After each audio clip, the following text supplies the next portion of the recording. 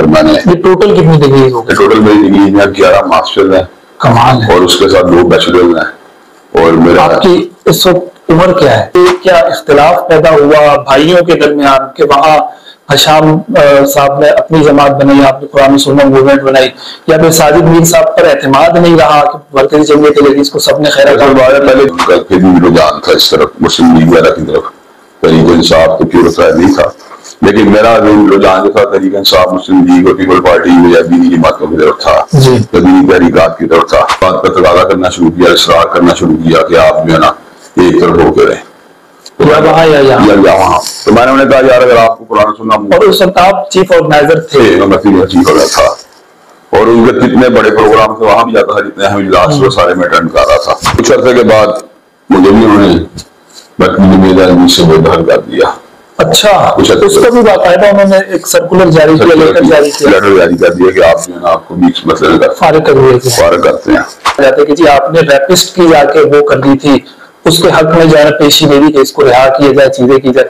اور ابھی ہم نے ریسنٹلی دیکھا کہ کراچی کے ایک مدرسے کے اندر وہ ویڈیو آپ نے بھی یقیناً دیکھی ہوگی، جو دیوبندی مدرسہ احسن علوم جامعہ جو ہے کراچی کے اندر، اس کے معتمد نے جو سب کچھ کیا. تو آپ کو وہاں کیوں جوڑا جاتا ہے کہ آپ نے ریپسٹ کے حق میں جو ہے نا وہ یہ بات کہی جاتی ہے کہ علماء اپنے مطلب آپ نے کہا نا کہ مرکزی جمعیت الحدیث کے ساتھ ان کا تعلق تھا، ظاہر اہل حدیث مکتبہ فکر سے تعلق تو تھا، دیوبندی علماء اپنے لوگوں کے لیے اہل حدیث والے. جاوید احمد غامدی صاحب آپ یقیناً جانتے ہوں گے اور آپ نے سنا بھی ہوگا، ان کے نظریات افکار کے حوالے سے آپ کیا رہے؟ وہ خبر واحد جو بہت بڑا حصہ تحریر حدیث کا خبر واحد پر مشتمل ہے، اس کا بھی انکار کرتے ہیں، پھر عقل کو مقدم رکھتے ہیں.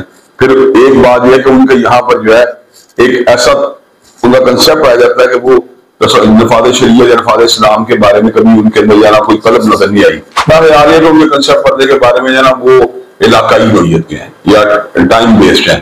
ان کا یہ ہے کہ جو ٹائم چل رہا ہوگا، جو علاقہ چل رہا ہے اس کے مطابق اپنا جو ڈریسنگ کریں گے، ان کا وہی پڑتا ہے. السلام علیکم ناظرین، عامر عثمانی پوڈ کاسٹ میں خوش آمدید. مجھے بہت خوشی ہے کہ آج میں جس شخصیت کے ساتھ یہ لمحات سرو کر رہا ہوں اور یہاں میں موجود ہوں، آپ اپنے مزاج میں ایک جارحانہ پن رکھتے ہیں، دھیما پن بھی ہے، اور آپ نہایت دل پذیر بھی ہیں. میری مراد علامہ ابتسام الہی ظہیر صاحب ہیں. سر بہت شکریہ، سب سے پہلے تو ویلکم ٹو کراچی، مرحبا، آپ کراچی تشریف لائے، پھر ہمیں وقت دیا. میں چاہوں گا کہ آپ کی ذاتی زندگی کے حوالے سے آپ سے کچھ گفتگو ہو، اور اس میں پھر ظاہر ہے کچھ تلخ شیریں قسم کے سوالات آپ کی عکاسی کریں گے انشاءاللہ. آغاز کروں گا آپ کی تعلیم سے. آپ کی تعلیم کے حوالے سے معروف ہے کہ آپ نے عصری تعلیم میں بڑی ڈگریاں حاصل کی ہیں. آپ کے نام کے ساتھ پھر علامہ لگتا ہے، علامہ ابتسام الہی ظہیر. تو کیا آپ نے درس نظامی بھی مکمل کی، اور عصری تعلیم میں آپ کے پاس کون کون سی ڈگری ہیں؟ میں نے درس نظامی کی صنعت تو نہیں لی، لیکن میں نے اس کے جملہ جو مضامین اور مطلوب اساتذہ کے سامنے جو ان کو جو ہے ان کے سامنے جو ان کو سنایا بھی ہے، ان سے پڑھا بھی ہے، اور کئی شیوخ حدیث کے ساتھ میرا مسلسل احادیث طیبہ کے مطالعے کے حوالے سے بھی رابطہ جو کئی برس تک رہا ہے. اور میں لینگویج کو پڑھنے کے لیے مولانا حمید الرحمان صاحب کے پاس بھی جاتا رہا ہوں. میں نے قرآن میں یاد کیا، جب میں FSC سے پاس ہوا تو میری والدہ نے مجھے یہ بات کہی کہ تم اپنا ٹائم نہ ضائع کرنا، قرآن کو تم یاد کرو. تو میں نے ان کی نصیحت کو سوچتے ہوئے اس پہ عمل پیرا ہونے کا فیصلہ کیا، اور اللہ کے فضل و کرم سے میں نے FSC کے پیپر اور جو رزلٹ کے درمیانی چھٹیاں تھیں مجھے 18 پارے یاد کر لی.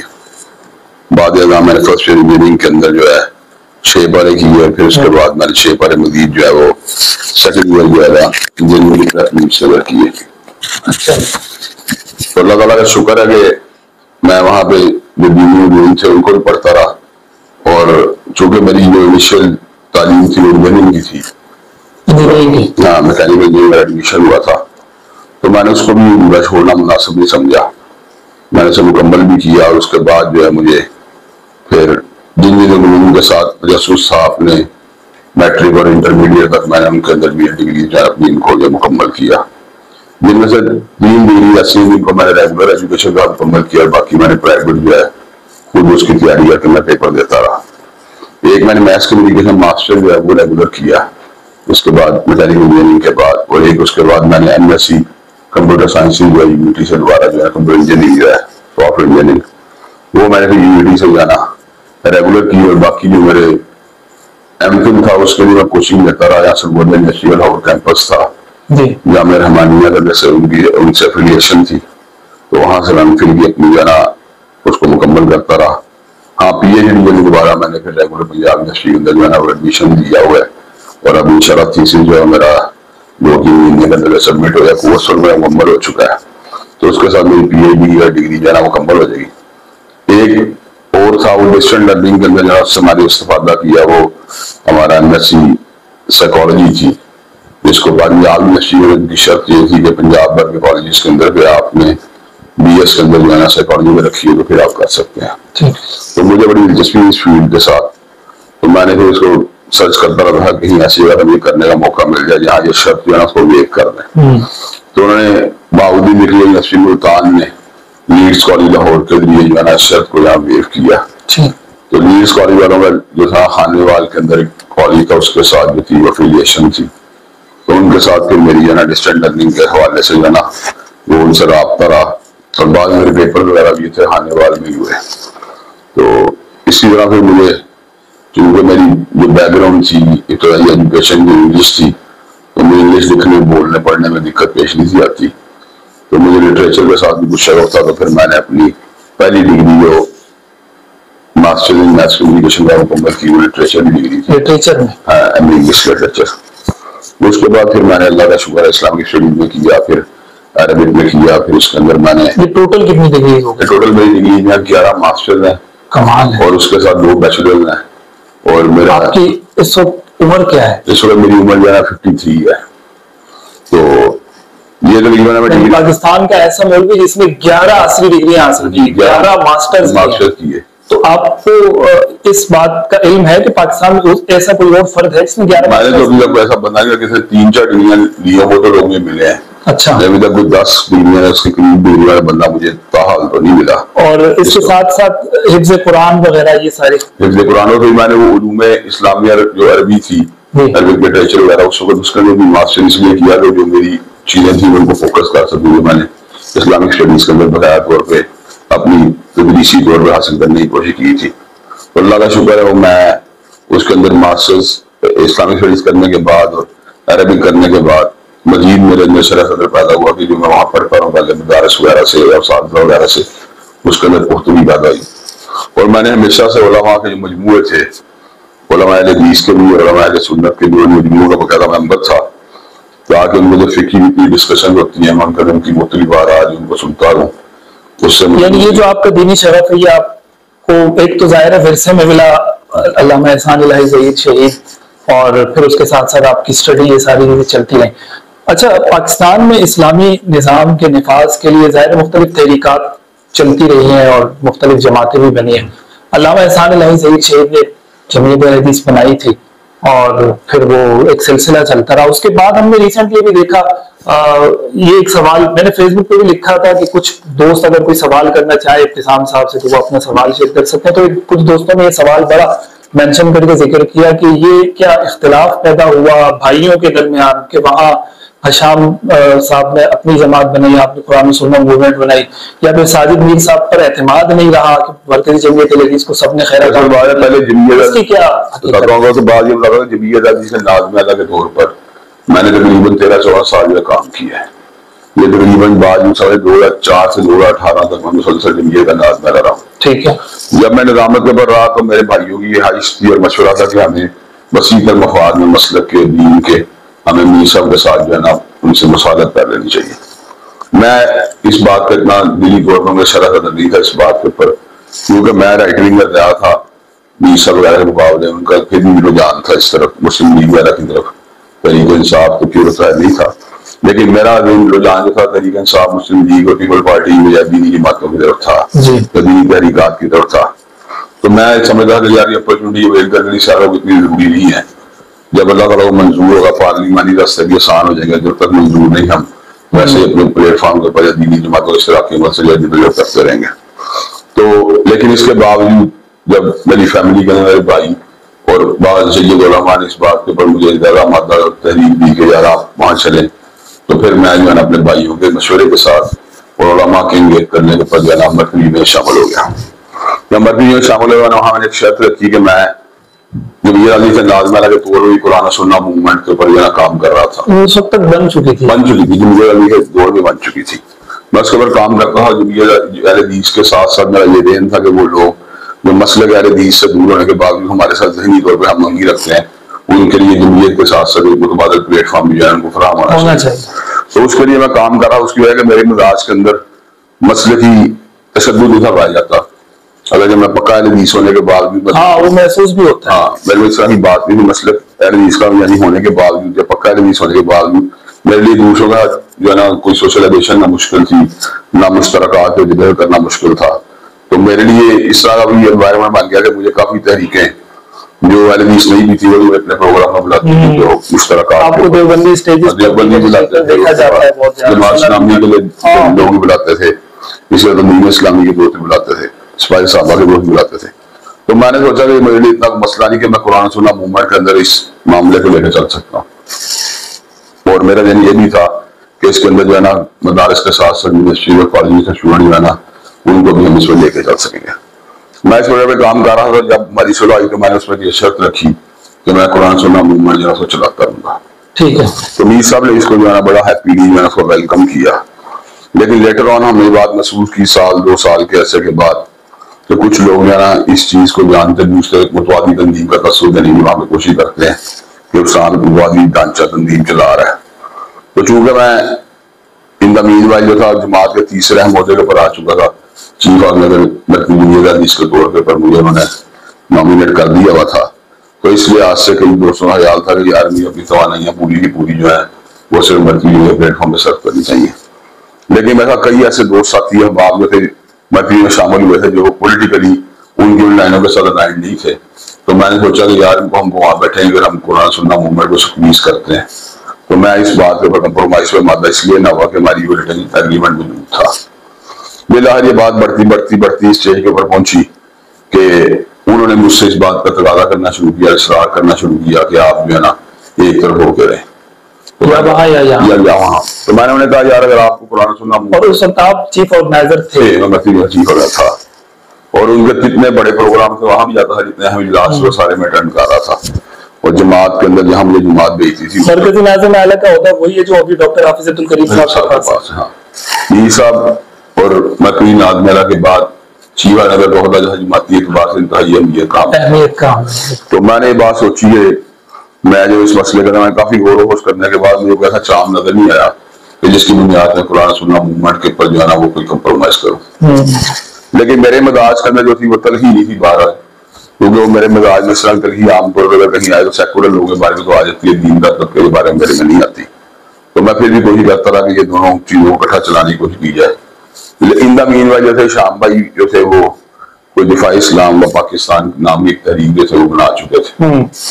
وہ تحریک جو تھی انہوں نے اس تحریک کے مزید پریشر ڈالنا شروع کیا کہ اس کا مطلب یہ جماعت میں نہیں روایت پڑ رہی ہے, پہلے قرآن سننا موومنٹ بنی اور پھر اب یہ طریقے دفاع اسلام پاکستان بن رہی ہے, تو آپ اس کو جو ہے کلوز کریں. میں کہا آپ جو مرضی اس مسئلے میں. ان کے پاس بھی عہدہ تھا اس وقت تک ہشام بھائی کے پاس. ہشام بھائی کے پاس نائب ناظم اعلیٰ کا عہدہ تھا, لیکن وہ اس کو کوئی اتنا اہمیت نہیں دیتے اس چیز کو. الٹیمیٹلی یہ ہوا کہ انہوں نے کیا کیا, انہوں نے اس بات کو جو ہے نا پریشر کا ذریعہ بنا لیا کہ آپ دونوں جو ہے نا یہ کام کر رہے ہیں. لیکن میرے اندر تھوڑی بیمہ بند گیا تھا, تو وہ مجھے زیادہ برداشت کرتے تھے, لیکن انہوں نے شام بھائی کو ٹرمینیٹ کر دیا. جب ٹرمینیٹ کیا تو ایک ڈھانچہ موجود تھا, ایک عالمی جمعیت کے نام کے ساتھ وہ کام کر رہا تھا. ان کے ساتھ میری بھی اچھی کوآرڈینیشن رہی تھی ماضی کے اندر. بڑی دفعہ یہ مسلکی اور غیر مسلکی تنظیموں سے رکھتی ہے, تو ان کے ساتھ جو ہے نا ان کی کوآرڈینیشن اچھی بن گئی. علامہ شام بھائی کی انہوں نے ان کے ساتھ مل کے جو جمعیت حدیث قائم کر لی. کچھ عرصے کے بعد مجھے بھی انہوں نے جمعیت حدیث سے بے دخل کر دیا. اچھا, اس کو بھی باقاعدہ انہوں نے ایک سرکولر جاری کیا, لیٹر جاری کر دیا کہ آپ جو ہے نا آپ کو بھی اس مسئلے میں فارغ کرتے ہیں. مرکزی جمعیت حدیث جب انہوں نے مجھے مرکزی جمعیت حدیث سے فارغ کیا تو پھر جمعیت حدیث سے کافی دوستوں ساتھیوں نے مجھے یہ بات کہی کہ آپ جو ہے ہمارے ساتھ جو ہے نا یہ بات کریں مل کے, ہم جو ہے نا ایک کیمپ کی شکل میں چلیں. لیکن مجھے پتا کہ میری پولیٹیکل رجحانات جو ہے نا فرق ہیں, نہ تو میرے بیچ سب والے تھے نہ جمعیت کے لوگوں والے تھے. میں سیکولر لوگوں کا لائن بالکل نہیں تھا, تو میں نے سمجھتا کہ کوئی رشتے داری کوئی تعلقداری جو ہے نا وہ میرے اس وجہ میں جو ہے نا رکاوٹ بنے.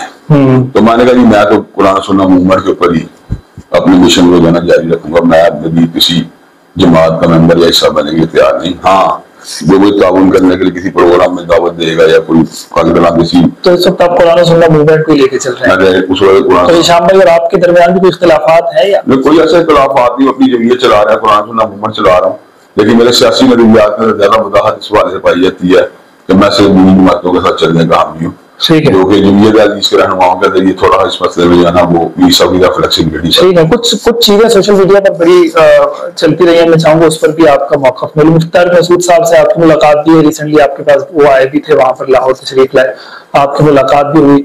ابھی کچھ عرصہ قبل ان کے حوالے سے بڑی کنٹروورسی سوشل میڈیا پر چلی ہے, وہ توہین کے حوالے سے, اور جو انہوں نے امریکہ میں کینیڈا میں کچھ بیانات کیے. اس پورے کو کس نظر سے دیکھتے ہیں آپ؟ ان کو گستاخ سمجھتے ہیں یا جو ساری کیا موقف رکھتے ہیں؟ میری بات معاملہ زیادہ ہے کہ میں تنہا اپنی رائے اپنی فیلنگ کے اوپر یہاں ڈیپینڈ نہیں کرتا. اچھا, خاص طور پر جو حساس میڈیا کے معاملات ہیں میں علماء کی مشاورت کو بڑی اہمیت دیتا ہوں. ٹھیک ہے, اور میرا ذاتی کاروبار بھی پراپرٹی کا, تو اس کے مسئلے کے اندر بھی جو فتویٰ میرے دل میں آتا ہے میں نے کبھی اس کا فائدہ اٹھانے کی کوشش نہیں کی. صحیح, بلکہ میں اس کو لے جاتا ہوں علماء کے پاس, اگر وہ میری رائے کے مطابق پھر بھی عمل کرتا ہوں, اگر میری رائے سے مطابقت نہ رکھتا ہوں تو پھر بھی عمل کرتا ہوں. یہ میری فیلنگ کو سیٹ اسائڈ کرے کہ میری کیا اس کے بارے فیلنگ تھی. میں نے علماء سے اس بارے گفتگو کی تو انہوں نے اس کو جہالت, لاپرواہی, تساہل کے ساتھ تبدیل کیا, اور انہوں نے اس میں بات کہی کہ یہ جو ہے نا جو علماء چاہیے وہ علماء تھے قائد سے متعلقہ دیگر, انہوں نے کہا لیکن اس کو جو ہے نا گستاخی کہنا جو ہے نا مشکل ہے. تو جب میں نے اس کے بعد میں بات سمجھا پھر میں نے اس موضوع پر کشائی کرنے کی کوشش نہیں کی, کیونکہ کئی فیلنگ جنریٹ ہوئی تھی ان کے بیان کو سننے کے بعد, یعنی ایک دلی گھٹن کی کیفیت. لیکن جب علماء نے یہ بات کی کہ یار اس کو توہین والی بات نہیں ہے, تو پھر میں نے مناسب نہیں سمجھا کہ کوئی ہاں یا کوئی نام مثبت تبصرہ کروں, تو میں نے اس ایشو کے اوپر اپنی زبان جو ہے بند رکھی. کیونکہ کئی جگہ پہ ضروری نہیں ہوتا, ہر جگہ تبصرہ کرنے کے لیے سکوت بھی ہوتا ہے, وہ بہتر ہوتا ہے. یعنی ابھی بھی آپ سکوت میں نے کچھ بھی نہیں اس مسئلہ کو رائے دی میں نے اپنی, میں خاموش رہا, لیکن میں نے اپنی یہ رائے بتا دی کہ میں نے علماء کی رائے کا مکمل طور پہ جو ہے احترام کیا. انہوں نے کہا یہ گستاخی کی بات نہیں بلکہ جہالت کہہ لیں, لاپرواہی کہہ لیں, تساہل کہہ لیں, سب کو لسانی کہہ لیں, اس میں یہ ایلیمنٹس موجود ہیں. لیکن اس میں گزشتہ دنوں سوشل میڈیا پر مدارس کے حوالے سے کچھ چیزیں بڑی وائرل رہی, اور یہ بھی ہم نے دیکھا ہے اور آپ کے حوالے سے یہ بات بھی آئی کہ مدارس میں زیادتی کے واقعات کے حوالے سے جب چیز ڈسکس کی جاتی ہے تو یہ کہا جاتا ہے کہ جی آپ نے ریپسٹ کی جا کے وہ کر دی تھی, اس کے حق میں جو ہے نا پیشی دے دی کہ اس کو رہا کیا جائے, چیزیں کی جائے. اور ابھی ہم نے ریسنٹلی دیکھا کہ کراچی کے ایک مدرسے کے اندر وہ ویڈیو آپ نے بھی یقیناً دیکھی ہوگی, جو دیوبندی مدرسہ احسن العلوم جامعہ جو ہے کراچی کے اندر, اس کے معتمم نے جو سب کچھ کیا. پھر آئے روز مدارس کے اندر جو تشدد کے بڑھتے ہوئے واقعات ہیں, پھر زیادتیوں کے کیسز ہیں, یہ ساری چیزیں ہیں.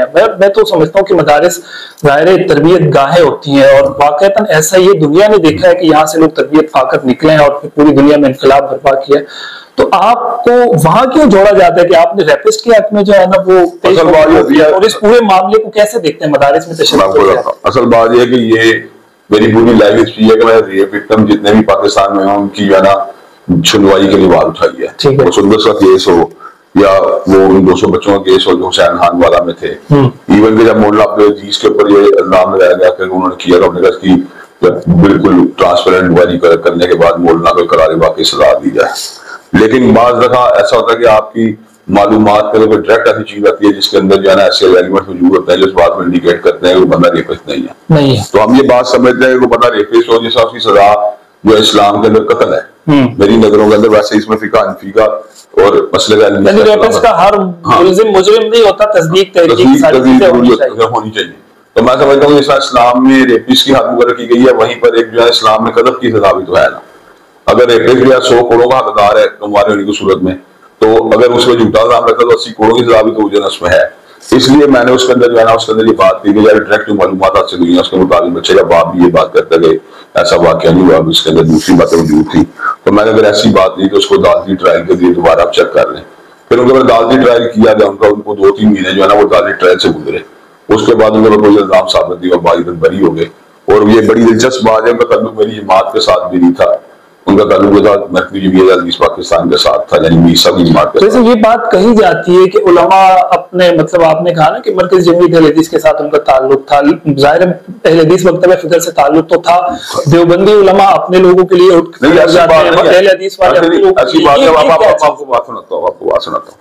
میاں عامر صاحب کا واقعہ کہا ترین ہوا ہے پنجاب کالج کے اندر، اور اس کے اندر افواہیں بھی ہوئی ہیں، بڑا کچھ ہوا، لیکن میں خاموش رہا. میں اس وقت تک ویٹ کر رہا جس وقت کوئی بالکل حقائق جو ہے نا وہ واضح نہ ہو جائے.